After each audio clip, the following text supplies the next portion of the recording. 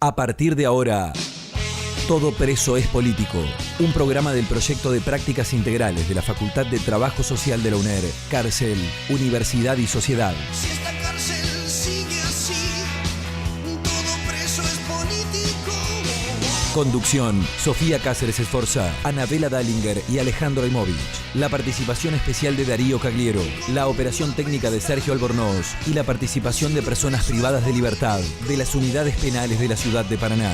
Todo Preso es Político, por la radio de la universidad.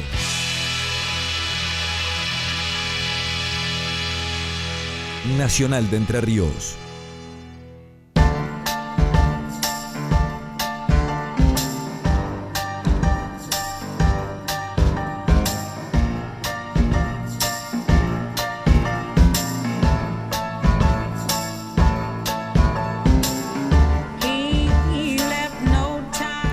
Hola querida población, somos el gobierno, somos tu gobierno, los que nos apoderamos de tu vida cada segundo, cada minuto, cada hora, cada día, cada instante que pasa por tu reloj y por tu cabeza.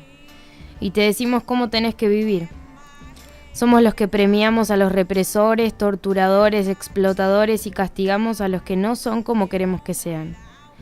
Y si fuera poco, aparte de que existe la cárcel, la tortura, la represión y la explotación en la vida cotidiana perpetuada por las autoridades, ejércitos, jueces, policías, fiscales, políticos y demás mequetrefes cómplices como empresarios y mercenarios que sustentan esta miseria y esclavitud, instalándola en todas las relaciones de nuestra vida, instalaremos muchas cámaras de vigilancia para no dejarte ser libre. A todos lados que vayas quedará tu grabación capturada y te podremos ver cuando queramos y comentar cualquier tema sobre ti. Si no eras libre hasta ahora, menos lo serás bajo el sistema Gran Hermano, donde el Dios que todo lo ve y todo lo sabe responde a los poderosos para controlarnos mejor. Se dice que el problema es la inseguridad, que los delincuentes son el problema de todos nuestros males, pero nadie se cuestiona la raíz de los problemas. Un mundo artificial donde el valor de intercambio material es el dinero genera desigualdades, porque hay distintos tipos de clases sociales y costumbres por las cuales comienzan a aparecer sometidos, sometidas y sometedores y sometedoras, por lo que viene al caso el poder y el dinero. Corrompen a las personas porque el dinero genera poder y el poder es respaldado por el verdadero dinero y viceversa, dejando atrás todo tipo de buenos valores, relaciones humanas y sentimientos y honestidad. Un texto de Santiago Maldonado. Bienvenidos a Todo Presos Político.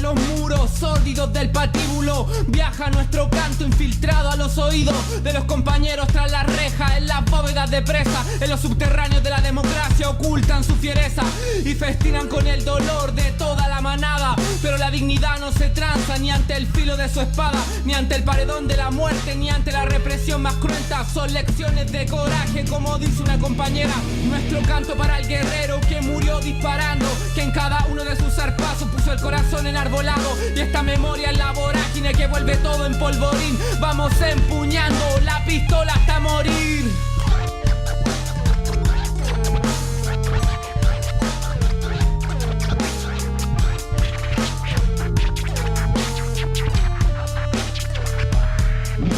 Brillamos de pronto como una molotov de contacto, en el choque del cristal, de la pólvora y el ácido. En algún rincón del mundo brota el fuego inesperado, un llamamiento de venganza, que brille el hermoso caos. Brillamos de pronto como una molotov de contacto, en el choque del cristal, de la pólvora y el ácido. En algún rincón del mundo brota el fuego inesperado, un llamamiento de venganza, a la calle los cabros.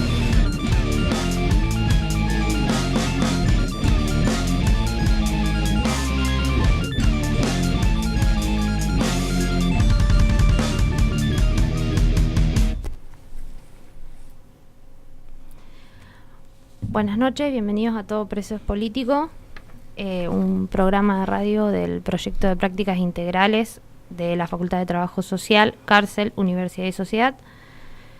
Ya saben que para comunicarse vía mail nos pueden escribir a todopreso@gmail.com o vía Facebook, Todo Preso es Político, para cualquier consulta, duda, aporte que quieran hacer, tema que les interesa que podamos tratar, etcétera.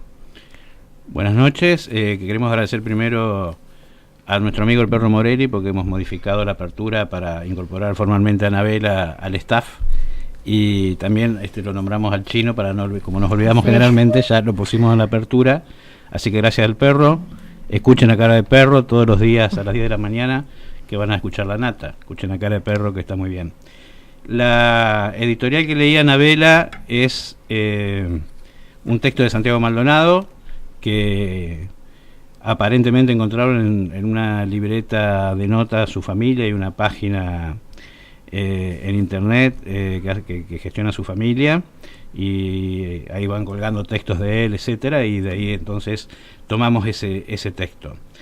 Quería, antes de seguir con el programa, decir alguna cosita sobre cómo está la situación o algunas impresiones que uno tiene después de casi un mes de la desaparición de Santiago, y que tiene que ver fundamentalmente con cómo desde un lado o desde el otro se suele relativizar el reclamo o el pedido de aparición con vida de Santiago, y la pregunta ¿dónde está Santiago? Uno suele ver en las redes sociales que de un lado y otro se suele relativizar el reclamo acudiendo a otras referencias. Por ejemplo, quienes bancan de alguna manera lo que fue el gobierno kirchnerista, diferencian con la situación de Julio López, hacen algún tipo de distinción entre la desaparición de Julio López y de Santiago. Por otro lado, quienes bancan este gobierno o son antikirchneristas tiran por la cabeza lo de Julio López ante el reclamo de Santiago, o inclusive hacen referencia a la muerte de Nisman.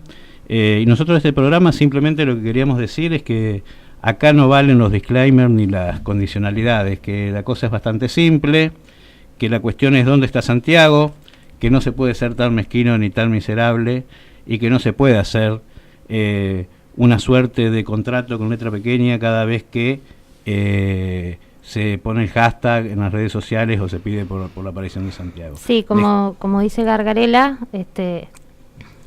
en julio hizo una nota, ¿no? De el pacto del nunca más, que no debería haberse roto nunca, y eso implica que no hay, como vos decís, no debería haber aclaraciones sobre cómo es cada caso o las particularidades, ¿no? Sí, totalmente, déjense de joder, gente. La cosa es dónde está Santiago. No sean tan mezquinos, no hablen de Venezuela, no hablen de Nisman, solo hablemos de Santiago. Por supuesto que siempre se pide por quien se tiene que pedir, y la cosa no se puede relativizar. Sí. Dicho esto, vamos a presentar el programa. Bueno, en el programa de hoy vamos a tener dos entrevistas. A Rodrigo Moravito, que es juez penal de menores de Catamarca. Y boxeador. Y boxeador, bueno. Me parece un dato importante. Bueno, está bien. Y a Facundo Silva, que es referente de la Biblioteca Popular Caminantes e integrante también del proyecto de prácticas integrales, bueno, del que participamos todos. Muy bien, esos dos temas, o esos dos entrevistados, sí, mejor dicho, tienen que ver con la temática de infancia, obviamente, sí, porque la Biblioteca Caminantes hace trabajo en relación a los menores de edad, en las escuelas, etcétera. Y también vamos a tener sobre el final del programa algunos testimonios de nuestros talleres en la UP. y vamos a ver si tenemos tiempo como para comentarlos un poquito. Pero mientras, vamos a la pausa.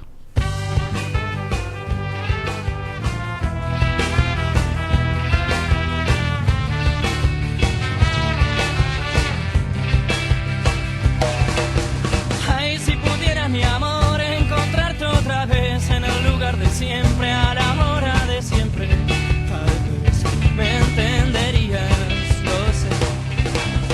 Ay, si pudiera tal vez encontrarte otra vez y contarte las cosas que un día callé, por el bien de ambos, ¿sabes? Si pudiera, mi amor, explicarte el porqué fui solo esa noche a donde ambos solíamos ir. ¿Sabes dónde estoy ahora? Tal vez. En la radio de la universidad estás escuchando Todo preso es político. No templen el instrumento por el solo gusto de hablar. Acostúmbrense a cantar en cosas del fundamento. Y a la gilada, ni cabida. Este idioma se aprende adentro, a duras penas, hablando con los muertos. Se aprende solo, escuchando el silencio, mirando para afuera, esta ventana es mi consuelo. En Todo preso es político, entrevistas. Segundo bloque del programa, vamos a hablar de infancia y adolescencia en conflicto con la ley penal.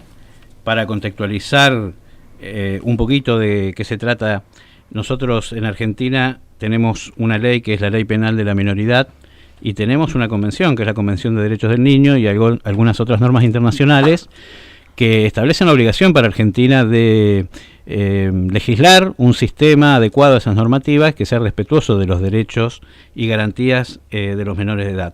Pero por una razón o por la otra, la convención fue aprobada en el año 89, todavía Argentina no ha sancionado una legislación que se adecúe a lo que establece esa convención y entonces nos seguimos manejando con una ley del proceso. Y recurrentemente sobre este tema se escuchan las voces clamar en los medios de comunicación y en la política acerca de la problemática de la delincuencia de los menores, la baja de la edad de inimputabilidad, etcétera. Para hablar sobre esto estamos en contacto con Rodrigo Moravito, que es juez penal de menores de la provincia de Catamarca, de la ciudad de Catamarca. Y lo llamamos por varias cosas, lo llamamos, a mí lo que más me gusta cuando por ahí leo algunos fallos de Rodrigo es el lenguaje, ¿no? Porque los jueces están acostumbrados a escribir en difícil, y Moravito es un juez que no participa de esa costumbre, ¿no? Los fallos son absolutamente entendibles y hay una profunda vocación social y además de contextualizar los contextos en los cuales se producen los hechos de infracción a la ley penal, así que vamos a charlar un poquito.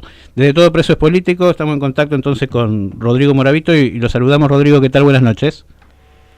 Buenas noches, chicos, un gusto estar con ustedes, muchas gracias. Un gusto para nosotros, hace rato teníamos ganas de hablar con vos. Y la primera pregunta que yo te haría es, ¿a qué pensás que se debe que Argentina todavía no ha sancionado un régimen de responsabilidad penal juvenil adecuado a los tratados internacionales, a la Convención de Derechos del Niño y a las diferentes normativas que hoy por hoy son estándares a nivel internacional, ¿no? Y mira, a ver, la vamos a hacer rápida, corta y sencilla. Creo que no ha sancionado un régimen penal juvenil aún porque los chicos no venden, no suman. Claro.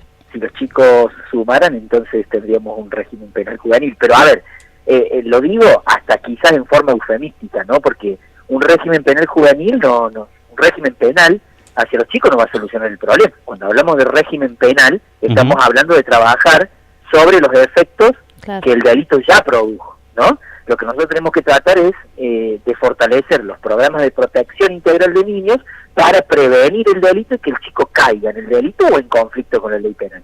Yo soy muy crítico de la frase chicos en conflicto con ley penal. Yo creo que hoy la ley penal es la que está en conflicto con los chicos, que la sociedad está en conflicto con los chicos y el Estado está en conflicto con los chicos. ¿En qué sentido? En el sentido de que tenemos una ley, como bien lo aclarabas hace un rato, de la época de la dictadura, es el decreto ley 22278, firmado nada más y nada menos que por Rafael Videla. Argentina es el único país de la región que no tiene un régimen penal juvenil adecuado a los estándares internacionales de derechos humanos, y si a ellos le sumamos que nuestro país es el Estado, más cruel en materia de infancia. Tiene 4 condenas internacionales en el lapso de 10 años, empezando por Bulacio, pasando por Fornerón, después por Furlan. Bueno, Fornerón de acá de nuestra provincia. Bueno, Fornerón fue un caso ícono, ¿no? Con mucha responsabilidad, hacia los distintos organismos del Estado, especialmente el Poder Judicial. Recordemos, que la Corte Interamericana básicamente mandó al Poder Judicial Entre Ríos a capacitarse en la Convención de Derechos del Niño por Fornerón. Sí, bueno, tal vez es una sanción fuerte esa, ¿no? No creo que todos la gente que trabaja en el Poder Judicial de Entre Ríos no esté capacitada para tratar con por supuesto, pero habrá mucho, las generalizaciones no son buenas. Lo que en el caso Fornerón, todas las instancias que intervinieron fueron desastrosas en términos de la perspectiva de interés superior, ¿no? Seguramente, pasó mucho. En el caso Furlan, también, vos imaginate que en Furlan, Sebastián, pasaron muchísimos años sin poder conocer el juez que llevaba la causa, ¿no? O sea, bueno, hay muchas falencias en los poderes judiciales del país, ¿sí? Y sobre todo en materia de niñez, en donde se desconoce bastante la normativa. ¿Por qué? Porque muchas veces se subestima la materia de niñez, ¿sí? O sea, se la subestima bastante. El régimen penal juvenil, el sistema penal para niños, es absolutamente distinto al de adultos. Lo que pasa es que en la mayoría de las provincias se lo sigue tomando como adulto, ¿sí?, al chico, cuando en realidad no lo es. Vos fíjate que los diarios muchas veces, los medios de comunicación muchas veces dicen, se privó o se arrestó, se privó de la libertad a tantas personas, y a los adolescentes se los demora. Claro. Se demoró a tantos adolescentes. Y en realidad, la demora es una privación de libertad, es un arresto, es una detención. Sí. Siempre estamos con los eufemismos. O sea, a los pibes se los demora, pero se los priva de la libertad. Claro. A los adultos se los priva de la libertad. O sea, perdóname, Rodrigo, vos tenés un fallo que causó o que generó como bastante ruido ahí en Catamarca, que es cuando declaraste inconstitucional el tema de merodeo y etcétera, ¿verdad? Sí, yo tengo varios fallos en ese aspecto. Tengo uno que declaré la inconstitucionalidad de la averiguación de antecedentes en mediodía, o el arresto en averiguación de antecedentes. Después declaré una nulidad en un mega operativo policial que generalmente habla de que son racias. Son racias nada más que disfrazadas de mega operativos, donde varios chicos llevaron con adultos a una comisaría, y el año pasado emití un fallo, por allá por noviembre, diciembre, en donde declaré, obviamente, dejé sin efecto varias detenciones y dije que la policía no podía seguir arrestando, estaba prohibido arrestar a chicos menores de edad, en realidad es para todas las personas, pero mi competencia es para niños en conflicto de ley penal, respecto de actitud sospechosa y merodeo, porque simplemente existe en Catamarca un protocolo que así lo establece, y porque además existen los tratados internacionales que establecen claramente que cuando una persona es arrestada por cualquier motivo que sea, tiene que ser puesta de inmediato ante una autoridad judicial para que sea revisada esa detención. Existen dos formas de detener a una persona, ¿sí?, o de privar de la libertad. La primera está en la Constitución Nacional, en el artículo 18, que es por orden de autoridad competente. Generalmente es la autoridad competente es la judicial. Y la otra es por flagrante delito o loqueo, para que la gente lo entienda, que es enganchar a la persona con las manos en la masa. Claro. Digamos, es que no está prevista la flagrancia en la Constitución Nacional, sino en los distintos códigos procesales penales de las provincias. Ahora bien, el problema es que muchas veces se arresta a las personas, y vos fíjate que tiene una tendencia en todos estos últimos tiempos a arrestar a los chicos y a las personas, sobre todo en Catamarca, te lanzan un mega operativo diciendo que es un operativo policial, policial sobre identificación de personas y control vehicular. Y cuando la persona no tiene DNI, la arrestan. Bueno, no hay ninguna disposición que establezca claramente que vos tenés que llevar el DNI encima. Esa es una exigencia de la época, de una época lamentable de la República Argentina, que fue la época de la dictadura, ¿sí? Entonces, llevar el DNI encima es una elección personal, no es una exigencia legal. Entonces, con ese criterio, si vos no llevas el DNI, así como todos somos inocentes hasta que se pruebe lo contrario, ¿sí?, todos vamos a ser sospechosos hasta que se pruebe lo contrario, vos, yo y todas las personas. Entonces no funciona el sistema así. Yo ojo, esto no significa que la policía no pueda identificar. Claro que sí, te puede frenar a vos en la vía pública, incluso un niño menor de edad, una persona menor de edad, ¿sí? Entonces le puede decir, a ver quién sos, de dónde venís, qué es lo que haces, ya hay una privación de libertad, ¿sí? Porque está privada tu libertad de determinarte. Pero te puede identificar, porque es una facultad de contralor que tiene el Estado a través de los organismos de seguridad. Sin embargo, el problema está cuando te arrestan y te llevan en averiguación de actividad de 24, 12 horas y finalmente no te averiguan nada y con eso hacen datos estadísticos, ¿entendés? Claro. Sí, es un problema. Recordamos que estamos hablando con Rodrigo Moravito, juez penal de menores de Catamarca. Sofía, te habla Rodrigo. Esto que decías, decís en Catamarca, pero en Entre Ríos también pasa mucho. De hecho, el año pasado en el programa hicimos un programa en relación a, también la cuestión de niñez y adolescencia, y comentábamos mucho, ¿no? Acá, existe el COPNAF, que es el organismo que se encarga de los menores. El organismo técnico administrativo del Poder Ejecutivo. Exacto. Y ellos mismos se han quejado muchas veces por esto que contabas, que la policía en esta... la verdad que yo no sabía, ahora, entiendo que debe ser por esto del merodeo, etcétera. Levantaba menores directamente de las plazas, de la calle, y los llevaba al COPNAF, ¿no?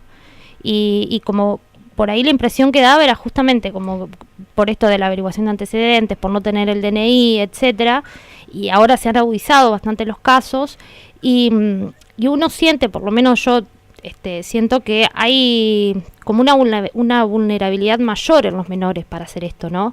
Porque quizás una persona mayor puede saber cuáles son sus derechos, etcétera, pero vos a un chico de, 12 años, lo encontrás en la policía lo agarra en la calle y es difícil que sepa cómo defenderse de eso, ¿no? Seguramente. ¿Sabés qué es lo que pasa, Sofi? Sí. Que el problema sigue siendo exactamente el mismo. O sea, nos manejamos con eufemismo respecto de los chicos. ¿Sí? El criterio muchas veces judicial fue, porque te protejo, te encierro. Exacto. Muchas veces los chicos lo levantan de la calle, de la vía pública, ¿y a dónde lo llevan? A un lugar de encierro. Y eso es el fallo Musa García Méndez. Musa García Méndez. Claro. Que lo charlamos también el año pasado, es decir, por proteger del gatillo fácil lo institucionalizás. Claro. Era un poco el argumento de la Corte. Entonces lo terminas encerrando. Es algo así con esta frase. Porque te quiero, porque quiero que estés bien, porque quiero que no te pase nada, te encierro. Exacto. No funciona así el sistema. ¿Sabes qué es lo que pasa? Que los chicos no los vemos como sujetos de derecho y no los vemos como ciudadanos, parte de la diversidad humana. Los chicos son ciudadanos, son sujetos de derecho y y tienen voz como cualquier otro y pueden hacerse escuchar, pueden hacerse oír y tienen que saber sus derechos. Y tienen una doble, hasta triple protección porque son sujetos vulnerables. Existen 4 categorías de sujetos vulnerables que menciona nuestra propia Constitución Nacional en el artículo 75, inciso 23. Las personas con discapacidad, los adultos mayores, las mujeres y los niños. Entonces, estas categorías de personas que están vulnerables, que son sujetos en riesgo o grupos en riesgo, son los que merecen una mayor protección. Entonces, si vos los chicos los sacas de sus ámbitos en donde están tranquilamente y los llevas a un lugar con la frase, no, solo levantamos para protegerlo porque la vía pública está en peligro y te mantengo encerrado, entonces la verdad que no sé qué estás logrando con eso, porque no prevenís nada. Yo te puedo asegurar que está claramente comprobado que no prevenís nada, ni con actitud sospechosa, ni con averiguación de actividades, ni con nada. No. O sea, no hay una solución al delito, como tampoco lo hay con recetas de mano dura, tolerancia cero, no las hay, porque nosotros tenemos el código más viejo del mundo. Estamos próximos a cumplir 100 años del Código Penal, absolutamente parchado, con penas extremadamente duras, es el único que tiene pena perpetua de la región, y sin embargo, y encima tiene un doble sistema de pena perpetua. Entonces hay personas que por determinados delitos van a entrar condenados a pena perpetua, pero está determinada esa pena porque va a salir a los 35 años con libertad condicional. En cambio, a partir de la ley Bloomberg en adelante, hay personas que cometen determinados otros delitos que no pueden salir nunca más. Claro. Y ahora la reforma de la ley de ejecución. Claro, se contrapone con los tratados internacionales que establecen claramente que toda persona, absolutamente toda, ¿sí?, tiene derecho a la reinserción y readaptación social. Claro. Y sin embargo nosotros seguimos dándonos el lujo de sancionar leyes, como hace poco, prohibiendo descarcelaciones a las personas, quitándole la posibilidad de salir, y sin darnos cuenta que le estamos generando mayor responsabilidad internacional a la Argentina, ¿no? Claro. Rodrigo, me interesaba hacerte una pregunta que es la siguiente, porque, digamos, como funcionario público, como juez, sos un rara avis, hay pocos jueces en general, o por lo menos no se conocen las posiciones de manera masiva que tienen esta perspectiva. Hace un par de programas hablábamos con Mario Juliano, que nos hacía la comparación entre lo que deciden los jueces profesionales y los jurados, etcétera, ¿no? Y lo que uno ve además a partir de los reclamos de ley y orden, los reclamos por pena más dura, los reclamos por endurecimiento además de las condiciones del encierro, es que los jueces y los fiscales se cuidan mucho de tomar decisiones que favorezcan las garantías o en todo caso que den lugar a los derechos que corresponden como libertades condicionales, etcétera, ¿no? Y yo estaba viendo que vos habías tenido algún tipo de reclamo o de problema, porque había un caso que era creo que era el caso J, donde una señora había muerto de un infarto por un chico que le había saltado por segunda o tercera vez, no sé cómo era, o que había sido dejado en libertad. Y la pregunta es, ¿cómo te posicionás vos, inclusive emocionalmente e intelectual y moralmente, ante esa presión, ¿no? La presión de los medios, la presión social, para decidir lo que vos lealmente, en tu buena fe, entendés que debe resolverse? Sí, el caso ese fue muy particular. Primero porque una cosa... Es un ejemplo, ¿no? Claro, no, pero dicen los medios. Vos sabés que el chico, la señora la habían asaltado varias veces, pero no había sido específicamente por J. Claro. Y J ese día fue capturado como 3 o 4 casas más allá.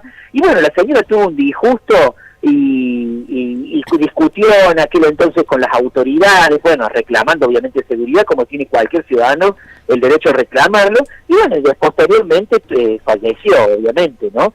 Mira, yo creo que... Sí, un ejemplo, pero entendés que la presión... ¿Cómo te posicionas como juez? Claro. Yo, la verdad que me considero bastante autónomo, creo que los jueces son y deben ser custodios de los derechos y garantías consagrados en la Constitución Nacional y que no se deben a ningún poder del Estado, se deben a la Constitución Nacional y a los tratados internacionales que forman parte del bloque constitucional al cual hemos adherido, ¿no? Si ya no somos jueces constitucionales solamente, sino somos jueces interamericanos. Exacto. ¿Sí? O sea, entonces nosotros nos debemos a los derechos y garantías constitucionales de los seres humanos.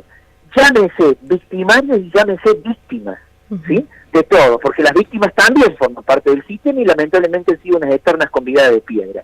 O sea, tenemos que velar por las garantías y derechos de todos, pero solo nos debemos a la Constitución Nacional y a los tratados que forman parte del bloque constitucional. Lo que por allí pueda pensar, las pasiones, lo que pueden despertar los dolores de muchas ocasiones, obviamente que nos puede afectar como cualquier ciudadano, pero nosotros no podemos salirnos de lo que establece claramente la Constitución, y porque evidentemente si nos sentimos presionados no podemos defender los derechos de nadie, ¿sí? Bien. Para eso están los jueces, para velar por el orden que establece la Constitución y para mantener un Estado dentro de todo democrático, de derecho, en paz, ¿sí? En paz, y no evidentemente volver al viejo oeste, porque si no haríamos prácticamente como la escena esta de Batman Asciende, que al último hay una persona que juzga a morir o a caminar sobre el hielo. Bueno, entonces volveríamos a esto, ¿sí? A eso. No, lo que nosotros tenemos que velar y proteger siempre respetar al máximo es simplemente lo que establece la Constitución Nacional, donde están consagrados todos los derechos y también los tratados internacionales. Nada más. Después las otras presiones son presiones extras, son presiones que uno mismo muchas veces, lo cual no escapa obviamente a ningún ser humano ante hechos de trascendencia, pero bueno, hay que estar tranquilo en la medida que uno aplique la ley, ¿no? Claro. Rodrigo, estamos ya terminando, nos estamos quedando sin tiempo, pero no te quería dejar de preguntar porque vos tenés otra pasión que es el boxeo, y hay un libro que no sé si lo leíste, que es de Huacán, que es Entre las cuerdas, que habla de cómo el box en los gimnasios de los guetos en Norteamérica produce otra sociabilización y otras cadenas de solidaridad que también evitan o pueden favorecer que, bueno, chicos que están en la calle por el gimnasio zafen de ese círculo de violencia. Y además sé que desde tu juzgado hay en tus fallos muchas referencias y muchos trabajos que vos haces en términos de lo que sería un trabajo social de prevención o de articulación con otras instituciones. Y a eso le das bastante importancia, ¿no? Porque lo dijiste al principio de la nota. ¿Qué cosas se pueden hacer desde el Poder Judicial, así sintéticamente, como para, con las competencias que se tienen, como para trabajar también sobre otro tipo de intervenciones diferentes a la del castigo? Mira, yo no sé si lo que uno hace es compartido por otras personas y es legítimo que así sea, ¿no? O sea, yo tengo una función jurisdiccional de la cual interpreto que lo que uno tiene que transmitir, sobre todo en materia de niños y adolescentes, es primero tender a la recuperación del pibe, ¿sí? En primer lugar. Creo firmemente, soy deportista, creo firmemente en el deporte, en cualquier deporte como un medio alternativo. Creo que las políticas y los políticos le tienen que volver a garantizar a los pibes la calle, el parque, la plaza, ¿sí? La canchita de fútbol, que ya se ha perdido, y bastante, ¿sí? Entonces me parece que uno tiene que emitir sus fallos en ese aspecto y articular con los distintos organismos. Me parece que la interdisciplina y no la multidisciplina, porque la multidisciplina somos muchos trabajando en forma separada. En cambio, la interdisciplina nos permite interactuar y ver de qué manera nosotros podemos, ante un caso particular y un pibe, poder volver a incluirlo en una sociedad que nunca lo incluyó. ¿Sí? Que nunca lo incluyó, al contrario, que excluye. Y tratar de evitar que caiga en un contexto de encierro que tiende más a desocializar que a resocializar. Entonces a mí me parece que es fundamental trabajar en forma interdisciplinaria desde los juzgados penales juveniles y siempre dejar la privación de libertad como última ratio. Y de allí controlar y trabajar coordinadamente y conversar y darle una oportunidad que nunca la tuvo.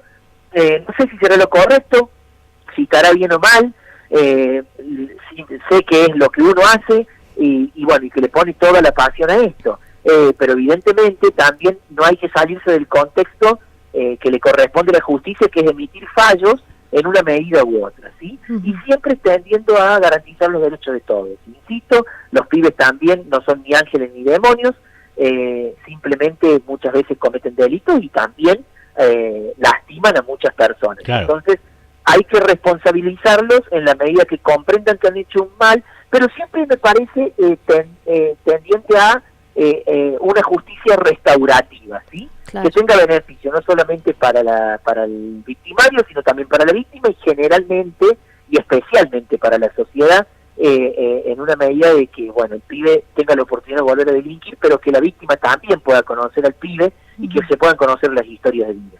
Yo considero siempre como algo fundamental, que me parece importantísimo, es que yo no puedo juzgar a alguien o responsabilizar a alguien si no conozco su historia de vida. Y les puedo asegurar que la historia de vida del 98,9% de los pibes es tristísima y lamentable, ¿no? Sí. Te agradecemos muchísimo, Rodrigo Moravito, juez penal de menores o juez penal juvenil, como debería decirse, de Catamarca. Un abrazo, ¿eh? Un abrazo. Un fuerte abrazo para todos ustedes, chicos. Muchas gracias por la nota. Gracias a vos. Vamos a la pausa y venimos con el tercer bloque. Hola, Cardoso. Escuchá la calle llanera principal, el 427. Tenemos uno que entró cabecita negra, de bebida corriente tanto buena, muy seria, se llama Juanito, y ya no se vea. Vas a hacer una cosa, Cardoso, vale, no la caliente, no la metiendo. Si cae la mañana, tú vas a ir pasando. El chico de la tapa se vendía flores en Corrientes. Después perdió a su chica en una sala en algún hospital. Y hoy amablemente con una gran sonrisa en los dientes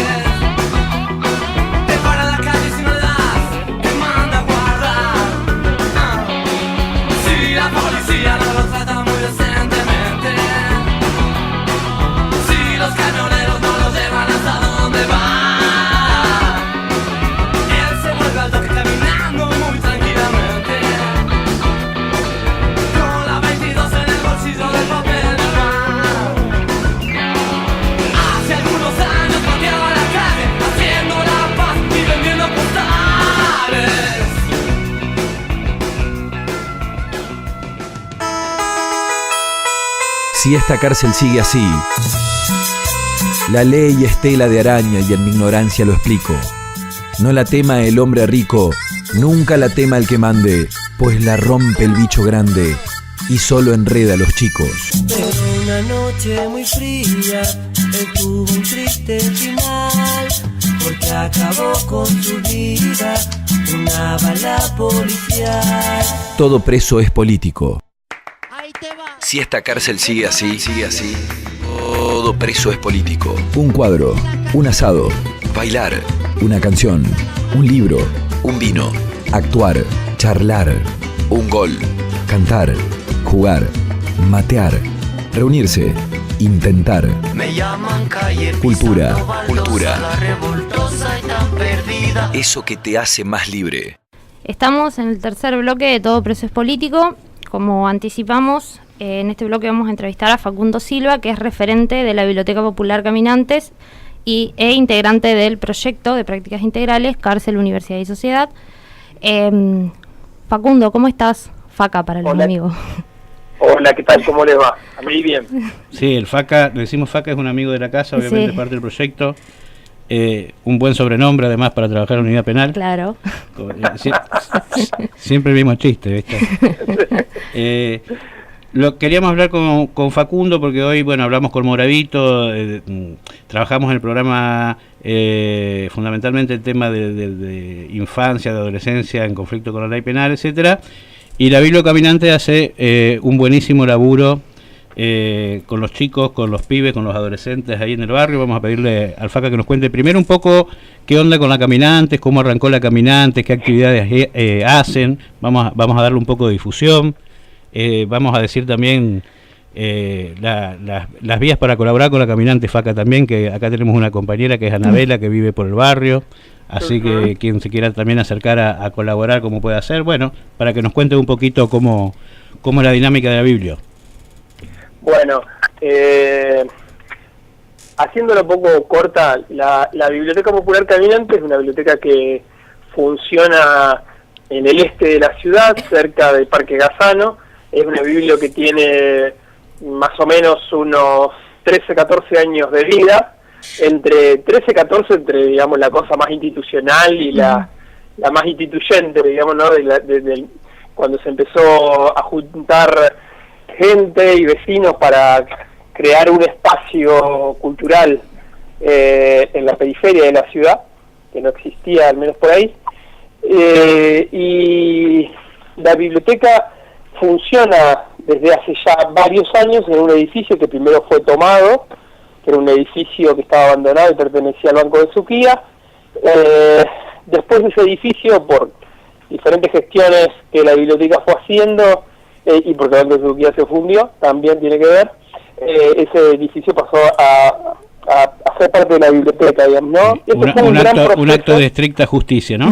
Un acto de estricta justicia. De un banco a una biblioteca popular. Justo porque se trata de una biblioteca popular. Lógico. Exacto. Bueno, ese proceso fue bastante duro porque durante mucho tiempo, para un espacio que genera propuestas culturales, o quizás para cualquier espacio que genera propuestas, el lugar en donde hacerlo suele ser un tema crucial. La biblioteca, después de resolver ese proceso, esa cuestión, ha estado desde hace un buen tiempo metida sobre todo en generar propuestas dentro del lugar, dentro del territorio, dentro del espacio de donde funciona la biblioteca. Por eso, desde hace ya un buen tiempo, hay una serie de talleres destinados a gurises del barrio. Talleres, en este momento hay talleres de teatro, que da Paula Rigelato, un taller de construcción de juguetes que da Fabio Anuti, un taller de dibujo que da Jaimo, y estamos armando un taller de murga. Además de eso, hay una serie de propuestas de talleres que se hacen con los gurises de las 4 escuelas que tenemos más o menos públicas, primarias, que tenemos más o menos cerca de la biblioteca, la Escuela Las Heras, Gregoria Pérez, Garcilaso y la Escuela de Sordos. Y en general, lo que todas estas propuestas quieren hacer es contribuir a crear un espacio de democratización del acceso a la cultura. Eso es, rápida, apretadamente y casi como el conejo. Ajá. Faca, de los bueno, cuentos. estamos hablando con Facundo Silva de la Biblioteca Popular Caminantes. Ustedes trabajan fundamentalmente con chicos de escuela primaria, es decir, en ese rango de edad, o hay chicos más grandes. Sí, principalmente en ese rango de edad, qué sé yo. Pero después hay actividades, eso es lo más, digamos, lo más fuerte del laburo de la biblioteca. Después hay actividades que son un poco más esporádicas. Debo decir que para la biblioteca, como para muchas organizaciones,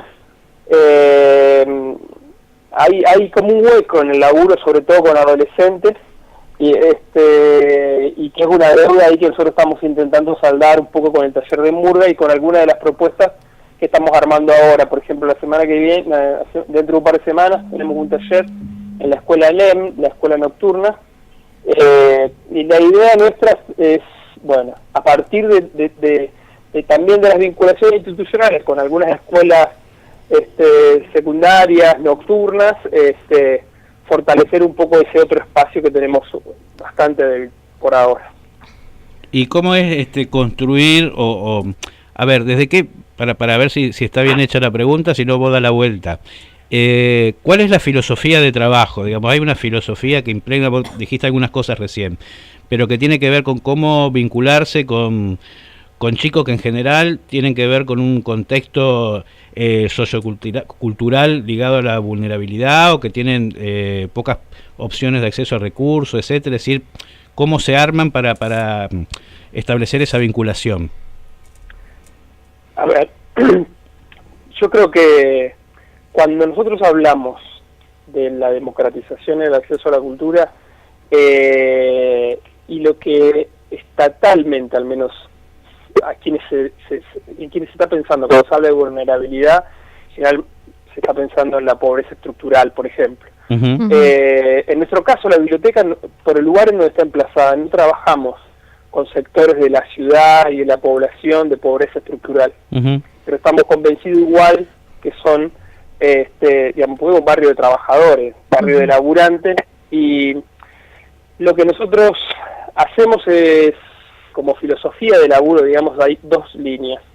Una es la vinculación con la escuela pública y llegar a los gurises que son del barrio a través de las escuelas públicas de la zona, y la otra es mantener abierta la biblioteca.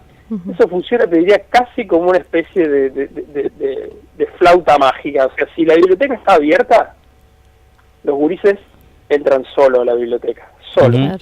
La biblioteca también está enfrente de una plaza, y eso ha sido, si se quiere, una posición estratégica con el tiempo, ¿no? Y es a través de los gurises, es a través del vínculo que los gurises van estableciendo y la apropiación que los gurises van estableciendo con el espacio, que ese vínculo se empieza a extender a las familias, a los padres, a los abuelos. Digamos, yo te diría que parte de la apuesta es a sostener el compromiso y a sostener la propuesta. Digo, si nosotros decimos que este espacio democratiza, tiene que funcionar durante mucho tiempo ahí con la puerta abierta para estar cuando el otro decida entrar, no cuando nosotros decidamos que es el mejor momento para entrar. Familias que quizás incluso tampoco han tenido la posibilidad, como decís vos, de un acceso a la cultura de la forma en la que ustedes la están planteando, digo, por más que sean familias de trabajadores, y no, como decís vos, de una pobreza estructural, quizás tampoco hay, digamos, han podido esos padres, esos abuelos que vos mencionás, tener ese acceso, ¿no? Pero completamente. Y hay algunas prácticas que incluso atraviesan muchos sectores de la sociedad. Digo, hoy, si nosotros nos preguntamos en cuántas casas de la ciudad, incluso de clase media, hay una biblioteca con libros en el living o en el comedor de la casa, no son muchas. Y sin duda, como vos decís, estos sectores, estos lugares, como pasa en toda la periferia de la ciudad, no solamente ahí cerca del Parque Gazano, la posibilidad de tener una vinculación con el objeto libro, con la experiencia de la lectura, y con experiencias de lectura vinculada a un deseo de crear algo, de pensar algo, de jugar. Exacto. Porque a veces la lectura forma parte de estrategias pedagógicas que pueden ser más o menos efectivas, más o menos eficientes, pero eso poco tiene que ver con la lectura como experiencia cultural y como experiencia social incluso. Claro, sí. Recordamos que estamos charlando con Facundo Silva, que es referente de la Biblioteca Popular Caminantes. Te hago una consulta, Faca. ¿Cómo se puede hacer para colaborar con la biblioteca? Quien quiera participar, claro, de la como actividad, participar o... Sí. Bueno, mira, nosotros estamos, la biblioteca funciona, está abierta todos los días de la semana, a la tarde, de lunes a viernes, mejor dicho, a la tarde, y los sábados a la mañana. Bien. Se puede participar, digamos, siendo socio, contribuyendo con el sostenimiento del lugar. Se puede colaborar usándola a la biblioteca. Llevando los gurises a que vayan a los talleres, se puede colaborar con la biblioteca yendo a buscar libros. Claro.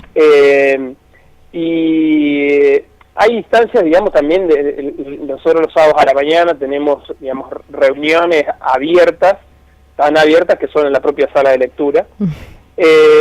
Y lo que hacemos ahí es ir sumando las iniciativas de vecinos y de amigos que con los años se han ido sumando al espacio. Y ya que me lo preguntás también tan específicamente, les voy a pasar un chivo. Dale. El sábado 23 de septiembre vamos a hacer una especie de reinauguración de algunos espacios de la Biblia que han tenido unas intervenciones, algunas son en refacciones arquitectónicas y otras son artísticas, digamos, ¿no? Como nosotros laburamos con los gurises de estas escuelas una propuesta que es como un poco inmersiva, lo que hemos hecho es parte de un pasillo de la Biblia y un hall de subida, digamos, que en el que se entra antes de que se entre a una sala. Ahí unos artistas plásticos de Paraná han hecho unos murales en las paredes, y el sábado 23 a la tarde estamos invitando a todos los amigos que se den una vuelta por la Biblia para que la vean cómo están, para que la conozcan, aquellos que todavía no la conocen, que son muchos. Y nada, de paso podemos contarles algunos detalles más sobre... ¿Querés pasar bien la dirección de la Biblia así? Sí, la biblioteca queda en calle Gobernador Antelo, 1345, bien. Frente a la Plaza Alemania. La Plaza Alemania está de la Escuela Las Heras, la escuela que está sobre calle Sani, justo donde pasa la pasarela por arriba del Sani, hacia el este de la ciudad, desde la escuela 4 cuadras. Ahí está calle Gobernador Antelo, Gobernador Antelo, y la Biblia a media cuadra de esa calle que... de todas maneras, más cerca de la fecha del 23 volvemos a pasar el aviso como para refrescarlo, y vemos si nos damos una vuelta. Yo quería aprovechar también para agradecer a la Caminantes porque hemos trabajado juntos y además de tu participación dentro del proyecto, el año pasado estuviste acá en el programa hablando de este espacio de fortalecimiento de la lectoescritura que hicieron en la unidad penal. Agradecer a la biblioteca que nos prestaron los instrumentos para el taller de percusión, fueron con los bolsilibros a la unidad penal, hicimos festejo del Día del Niño, así que más allá de tu persona, agradecer a la biblioteca como institución, digamos, de alguna manera, todo el laburo en conjunto. No, buenísimo, y nosotros también tenemos que agradecerles a ustedes. Primero, también desde nuestra perspectiva, nosotros somos como los cuidadores de esos recursos, en realidad. Digamos. Tratamos de que estén lo más disponible posible en todas las propuestas que trabajan como trabaja el proyecto, que trabajan en espacios que abren pequeñas brechas en el sistema penal, en el sistema educativo, en la cultura, en el barrio. Creemos que nuestra obligación es contribuir en lo que podamos a cada una de esas cosas, ¿no? Y a la vez para nosotros también como biblioteca es un enorme crecimiento poder conversar con ustedes, con el laburo y la perspectiva que están desarrollando, que no solo impacta en la universidad, no solo impacta en el penal, sino que también, por ejemplo, en un espacio como la Biblioteca Caminante. Bueno, Faca, te agradecemos la comunicación. Entre los muchos talentos del Faca, el mejor cocinero de Bañacauda que conozco. Y seguramente seguiremos charlando en algún otro momento. Un abrazo. Un beso. Un abrazo. Vamos a la pausa y venimos con el último bloque del programa.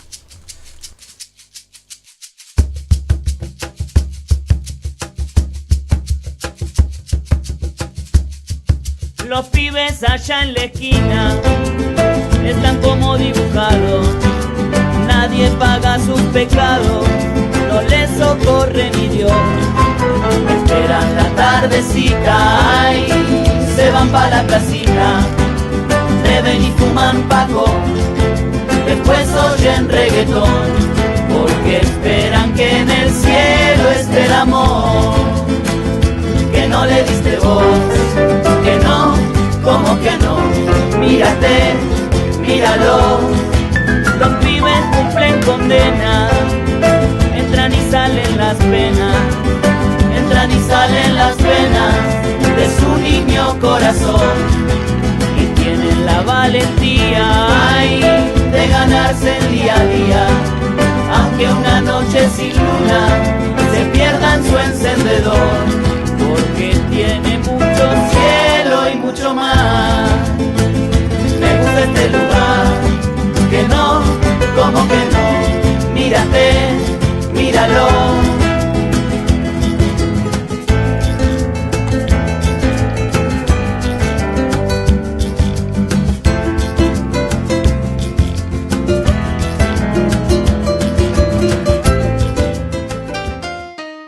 Todo preso es político. Nadie gobierna la máquina penal. Consentimiento Luck Hausman. para todas las madres de los privados de su libertad. Todo preso es político. ¿Todo preso es político? Bueno, continuamos con Todo Preso Político. Continuamos en Todo Preso Político. ¿Seguimos acá en Todo Preso es Político? Seguimos acá con Preso Político. Último bloque del programa de hoy.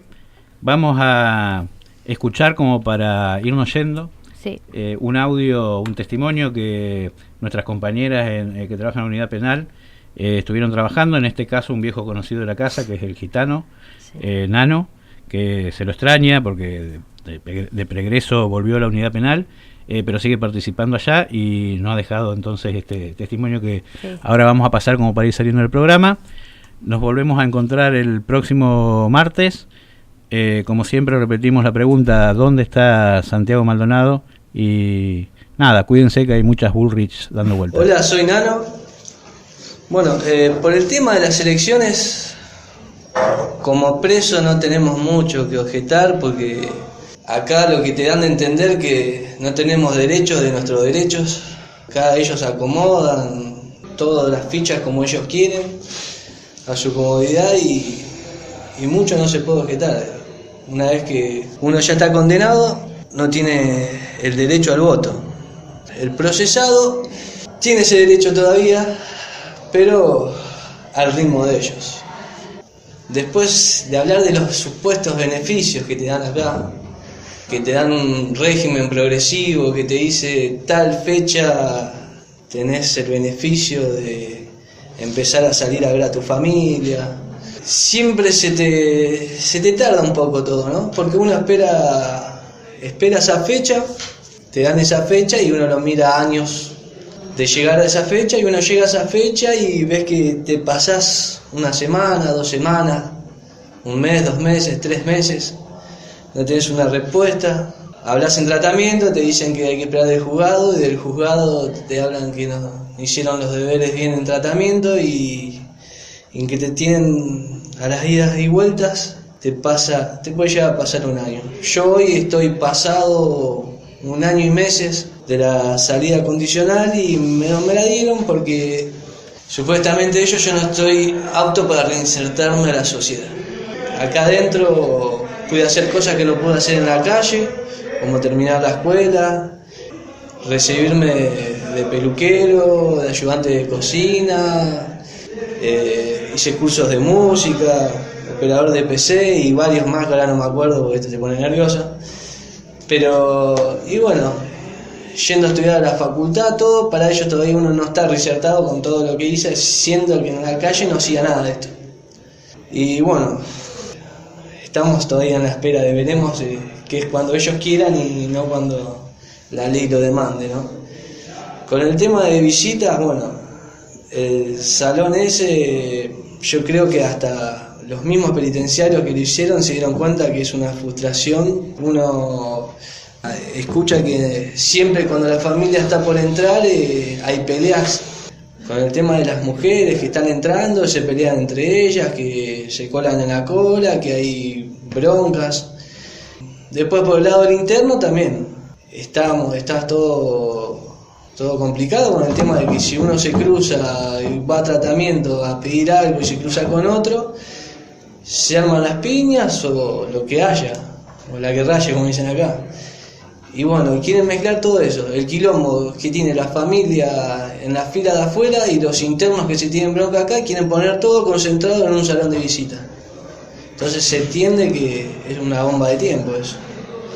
¿Entendemos? Porque uno va a querer pelearse porque yo quiero tener mi visita en esta mesa, que el otro va a decir que vos me miraste a mi hermana, que tu mujer me miró, y entonces así empiezan los quilombos acá y bueno, como estamos presos, esto termina de la peor manera, ¿no?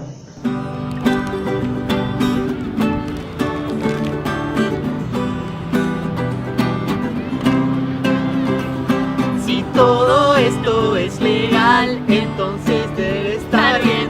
No lo voy a cuestionar porque es legal, es legal.